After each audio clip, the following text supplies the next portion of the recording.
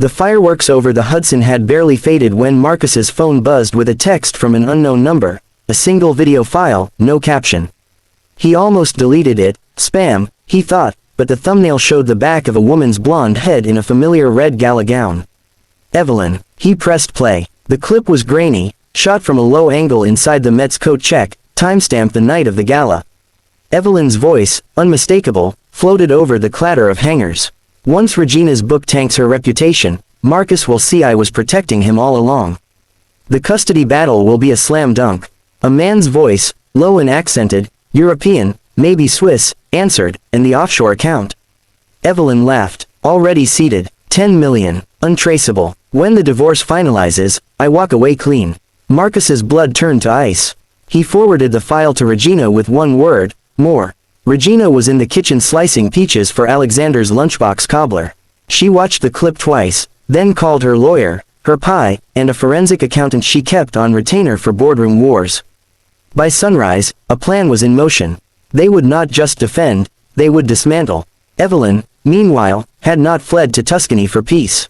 The villa was a staging ground. She met the Swiss banker, Klaus, in a marble-floored salon overlooking olive groves. He slid a leather folio across the table. Account numbers in the Caymans, shell companies nested like Russian dolls, all routed through a Panamanian law firm. The money leaves Marcus's fund in micro tranches, Klaus explained. By the time anyone notices, it looks like bad investments. Evelyn signed with a Mont Blanc pen, her engagement diamond catching the Tuscan sun. In Regina's little memoir, Klaus smiled. We have a reviewer at the Times. 1 star, buried on page 12. The Pulitzer Committee reads the room. Back in Harlem, Regina's war room took shape in the brownstone's basement, soundproofed, windowless, once a speakeasy during Prohibition. Whiteboards tracked money flows, timelines, witnesses. Maria, reinstated and promoted to household manager, brought coffee and intel from the old staff network.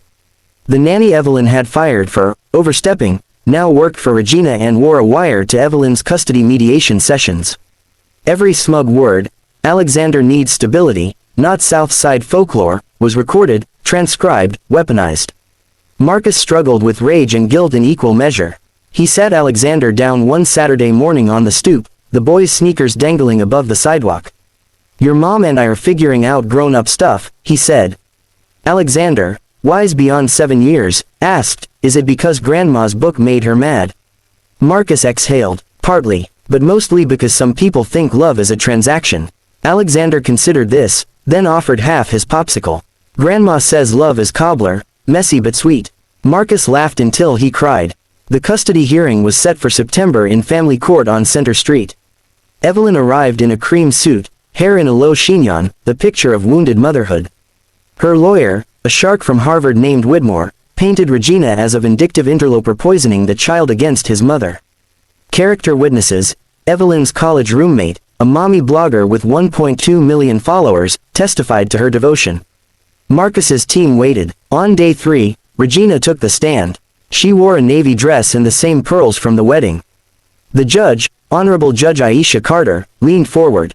Mrs. Black, you've been accused of alienating your grandson from his mother. Respond. Regina's voice filled the courtroom like a church organ. Your Honor, I raised my son alone after his father died under a machine that should have been repaired but wasn't because the owner cut corners. I learned early that family isn't blood, it's who shows up when the machine breaks. I have been at every doctor's visit, every school play, every nightmare since Alexander was born. His mother barred me from the hospital, fired staff who spoke up, and now hides money to buy a future she can't earn. I'm not alienating anyone, I'm protecting my blood from a woman who sees him as collateral. The gallery murmured. Whitmore objected. Relevance, but Judge Carter overruled. Regina continued. I have receipts. She nodded to Marcus's lawyer, who wheeled in a cart stacked with bankers' boxes. Depositions, wire transfers, the coat check video, nanny recordings, even a sworn statement from Klaus the banker, who had flipped after Regina's team threatened to loop in the SEC. The money trail led straight to Evelyn's villa, her signature on every page. Whitmore scrambled, requested a recess. Outside, Evelyn cornered Marcus in the hallway. You're destroying me for her. Marcus looked at her, the woman he'd once flown to Paris for croissants, and felt nothing but pity. You destroyed yourself the first time you looked at my mother and saw less. The judge's ruling came swift. Sole custody to Marcus, supervised visitation for Evelyn contingent on therapy and restitution of the embezzled funds. Evelyn's scream echoed through the marble corridors. Paparazzi caught her being escorted out in handcuffs, not for arrest, but for contempt after she lunged at Regina. The photo ran on every front page, Billionaire bride's meltdown. But Regina wasn't done. She sued for defamation, intentional infliction of emotional distress, and tortious interference with familial relations. The civil trial became must-see TV, court TV ratings spiked, law students live tweeted. Evelyn's defense crumbled under cross-examination. She admitted to the racial slurs, the leaks, the offshore scheme. On the stand, tears streaking mascara, she blamed cultural misunderstanding. The jury, diverse as the city itself, deliberated for 90 minutes.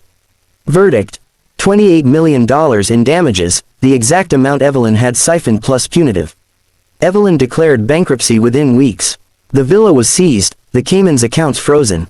She moved into a one-bedroom in Queens, working as a freelance social media consultant for C-list influencers. Her old friends ghosted her. Her father sent a single email: "You are no longer a Harper." She drank Chardonnay from a box and refreshed X, watching Regina's follower count climb past Oprah's. Marcus used the settlement to seed the Regina Black Resilience Fund, grants for single mothers in tech, coding bootcamps in public housing, mental health clinics in food deserts. The first cohort graduated the following spring. Alexander, now 8, handed out diplomas in a tiny cap and gown. Regina cried again, happy tears this time. Years rolled forward. Alexander turned 13 in the brownstone's backyard, a barbecue with ribs from a pitmaster in Bed-Stuy, a DJ spinning Motown and drill. Regina taught him to two-step on the grass. Marcus watched from the porch, beer in hand, thinking how far they'd come. A notification pinged. Evelyn had requested visitation. The therapist's report was glowing. Sober, medicated, remorseful. Marcus showed Alexander. Your call, son. Alexander thought for a long moment, then said, supervised. 1 hour. Central Park. I want grandma there. Marcus nodded. Some bridges burn, some smolder, a few get rebuilt plank by plank. The meeting happened on a crisp October Saturday. Evelyn waited on a bench near the Delacorte Theater, thinner, hair dyed brown, no diamonds. Alexander approached with Regina's hand in his, Marcus trailing. Evelyn stood, hands trembling. Hi, baby. Alexander studied her. You hurt grandma. Evelyn's voice cracked. I know. I'm sorry. Regina said nothing, just squeezed her grandson's shoulder. They walked the loop in silence, leaves crunching. At the end, Alexander hugged his mother, brief, cautious, then returned to Regina.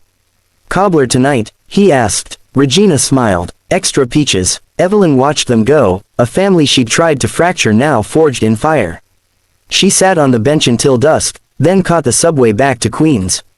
The next week, she enrolled in an MFA program at City College, writing under a pen name about privilege and its poisons. Her first short story, The Quilt, won a pushcart prize. Regina read it in the Times Book Review, closed the page, and baked cobbler. Alexander grew tall, lanky, a debate champion with his father's coding skills and his grandmother's steel. At 16, he launched an app connecting foster kids with mentors, raised $2 million in seed funding from Marcus's venture fund. Regina cut the ribbon again, this time at a South Side community center named for her mother. The quilt hung on the wall, faded but proud. On the night of Alexander's high school graduation, the brownstone glowed with string lights. Marcus gave a toast, to the women who held us when the world tried to break us. Regina raised her glass of sparkling cider, doctor's orders now, heart acting up. Alexander stood, to grandma, who taught me roots matter more than rings. The room cheered. Evelyn watched from the sidewalk across the street, invited but choosing distance. She left a card in the mailbox, proud of the man you're becoming, Mom. Alexander found it later, slipped it into the quilt's lining, and never mentioned it again. The empire expanded. Marcus IPO'd his third company. Regina consulted for Fortune 500 boards on diversity that actually worked. Alexander interned at NASA. They vacationed in Ghana, walked the Cape Coast castles, laid flowers at the door of no return. Regina, frail but fierce, told Alexander, we came through the door. Now we hold it open. He nodded, eyes on the ocean, understanding for the first time the weight and the gift. One final twist came on Regina's 75th birthday. A letter arrived, postmarked Tuscany. Inside, a check for $28 million, made out to the Resilience Fund, signed Evelyn Harper. No note. Marcus stared at the numbers, then at his mother. Regina smiled, the first genuine one she'd ever aimed in Evelyn's direction. Redemption ain't linear, she said. But it's real. They flew to Tuscany unannounced. Evelyn met them at the villa gate, gray streaking her hair, hands rough from gardening. She led them to the olive grove where she'd planted a tree for every year since the trial. I sold the story rights, she said quietly. Anonymous donor bought them, all proceeds to the fund. Regina studied the trees, then Evelyn.